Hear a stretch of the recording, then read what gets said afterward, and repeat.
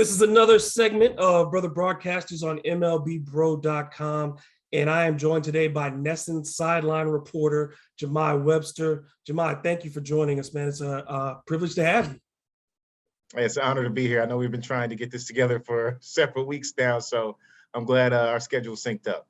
Well, start of the season we know is always busy, of course, especially this season, the way it started. But 5 quick questions for you for broadcasters and folks who are interested in broadcasting that might want to know. First and foremost, when did you fall in love with baseball? Man, it was early on, I guess. As a kid playing Little League back home in Los Angeles, and kind of, fell out of love, to be honest, after a period because, it's such a game of failure. So it's difficult. And as a young kid, you got short attention span. So you're not finding success. It seems like once we got off the tee, once T-ball ended, I was like, oh, man, I don't know if this game is for me. So kind of walked away from it a little bit, started focusing on other sports, but always kind of had it as something that I was interested in addition to other sports. So I'm glad to be in the role I am in now and certainly, found my way back. When you found your way back to baseball, when did you know that broadcasting the game was going to be part of your career?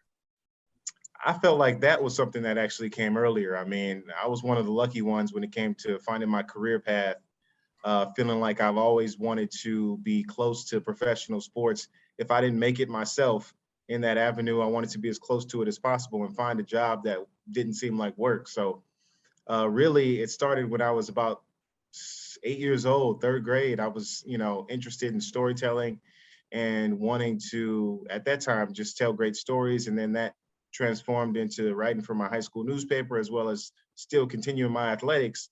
And then by the time I got to college, I was just like, okay, this is what I want to do. I want to do TV, and I want to do sports, and I want to be a reporter or a host or something in that regard. And it just kind of just kept going from there. So I felt like I was early on in my adolescence understanding the career path that I wanted to take, which a lot of people don't have that story. So I'm blessed to have been able to do that.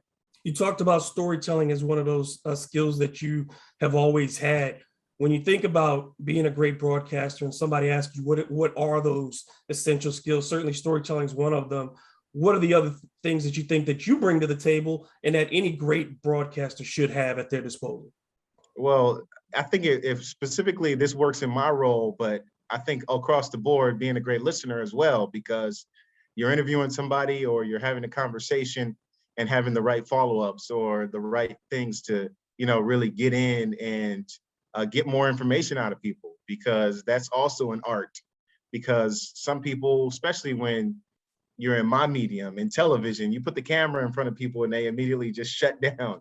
So it makes people nervous. So disarming them and having the ability to be a people person is a great thing, but being a great listener too, and being able to understand what people are telling you and having the right follow-ups, certainly a great key, but just having communication skills really as well. When I mentioned being a people person, that's what it comes down to, not being afraid to have conversations, talk to people, and not just always when you need something, just have conversation. How's the family? How are things going in your life? Those things, they really go a long way when you humanize the athletes and just don't look at them as a commodity. MLBBro.com, covering Black and Brown Major League.